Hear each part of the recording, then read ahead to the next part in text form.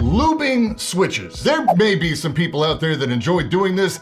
I am not one of those people, but I do it anyway because it always improves the sound and the feel of my switches and thus my keyboard. It also really impresses the ladies when I dive into a deep convo about viscosity and switch materials. Hot. I hate it. Anytime I can make this process faster, I'm down for it. So I'm gonna show you the latest method that I'm using right now, and we're gonna talk about switch films as well.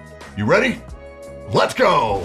Okay, first things first, factory lubed switches are almost always inferior to a solid hand job. Look, just get it all out of your system right now. Factory lube is the good enough version for people that don't want to invest the time in lubing. It gets you 75% of the way there with no work, usually just a little extra money. Largely, factory lube is pretty inconsistent, which means that one switch may sound or feel slightly different than the one right next to it. At the time of this video, there are actually very few switches I would recommend buying factory lubed. Stuff like C3 Tangis, Banana Splits, Everglide Aqua Kings, most are lubed with a light oil. The Aqua Kings are heavy lubed, possibly over lubed. There's probably a few others as well, but the glorious switches are not on that list. For everything else, I like to lube by hand. I also recommend that you start with a completely dry switch before you lube them. Don't start with a factory lube switch. Cleaning up a so-so lube job before you do it properly adds a whole other layer of headache. Okay, so what do you need? You're gonna need a switch opener. I use this expensive one from Gateron that works like I'm cracking nuts. You can use a pair of tweezers if you want, but I generally recommend at least a push-down opener.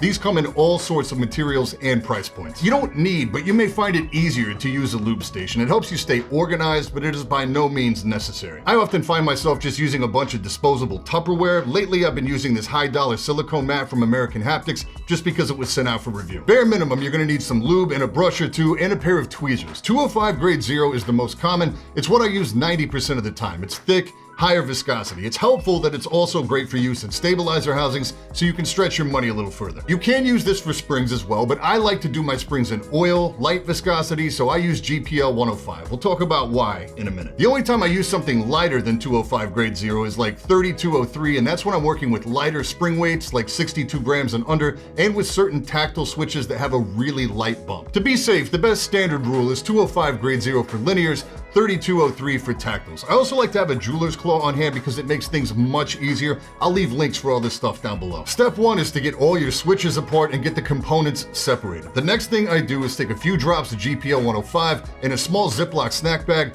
put a few drops of the oil in there, drop your springs in, trap a little bit of air in the bag, and then shake it like you need to make rent this month. Some people do this with their linear stems as well. They just throw it all in a bag and then they try to wrestle these lube-coated stems back into the housings.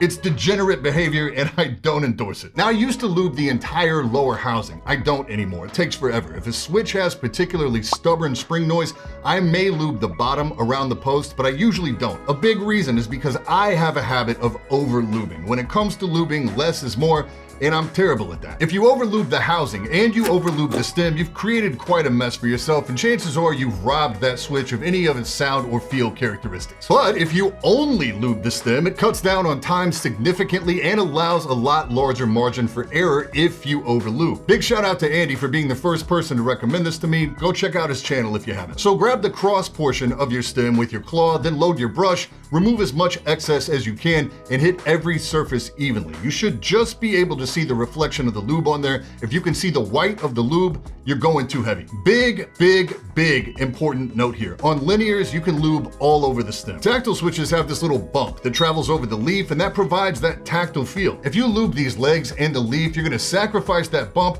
and you may as well have just bought linears like everyone else. This is the same reason why it's advised to go with the lighter viscosity lube for tactiles. You paid for that bump, so you wanna get the smoothness without sacrificing the feel. With all those springs in the bag, they could have got coiled around each other, so you'll just have to very carefully uncoil them. Shouldn't be a big deal. Now you drop your spring on, followed by your stem, followed by your top housing, and that's it. You can stop right there, and I promise they'll still be better than factory lube switches. Or you can film them. If you've been following the channel for any length of time at all, you've definitely heard me mention Nebula. If you're not familiar, Nebula is a Streamy Award-nominated independent streaming platform built by me and a lot of other creators you've probably heard of, like MKBHD, Ali Abdal, and iPhonedo. We built Nebula to give us a place to put experimental content equipment or edits that might not perform very well on YouTube. You can also download videos really easy to watch later offline, and they're completely free of any sponsor or ad reads like this one. And the best way to get access to Nebula is to sign up for CuriosityStream, who are sponsoring today's video. CuriosityStream is the world's leading documentary streaming platform. They have thousands of really high quality, high budget documentaries. I've been going back to a series called Breakthrough that has episodes covering everything from the science behind how a dog's nose works to the absolutely bizarre area of the ocean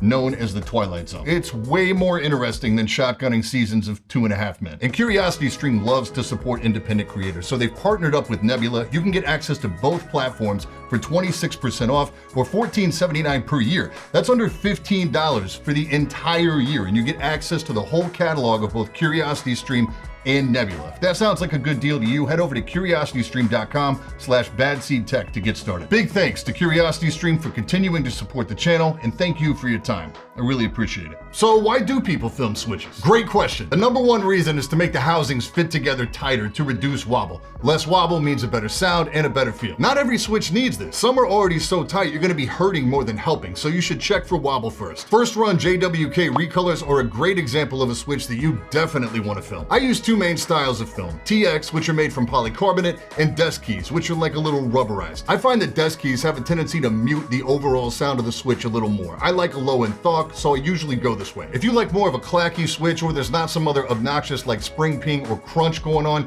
use a TX film. To apply these, you just need some tweezers to lay it across the lower housing, making sure that the large opening goes around the leaf, and then you snap it all back together. I will warn you that filming adds a lot of time to the process of lubing your switches, but depending on the switch, it can definitely be worth it. Like Gap Black Ink V2s, I always use the above lubing method and the desk keys films. It should kind of go without saying too, but if you're gonna take your switches apart to do one or the other, you might as well do both as long as your switch calls for it, to save some time. And that's really all there is to it. With this lubing method, I can crank out 70 switches in about 2 hours. If I'm gonna film them as well, it gets a little closer to the 3-hour mark. Do it once, do it right, and you'll have a set of switches that sound and feel great. I would say hit me with any questions, but there are a ton of switch reviews out there on Reddit, complete with the recommended best practices for those particular switches. Switch and Click also has a great text guide that dives into more detail than I do in this video if you need it. All right, that's it. Thanks so much for watching. I'll catch you guys in the next one.